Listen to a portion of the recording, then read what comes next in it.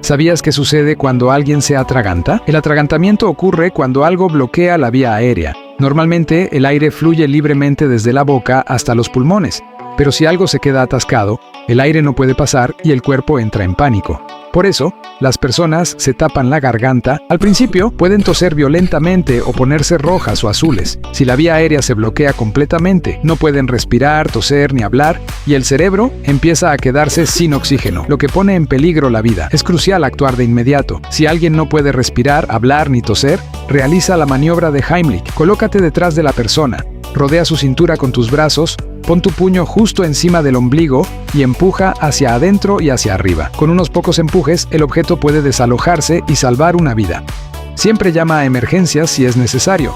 La asfixia ocurre cuando hay una falta grave de oxígeno, causando hipoxia y acumulación de dióxido de carbono en el cuerpo.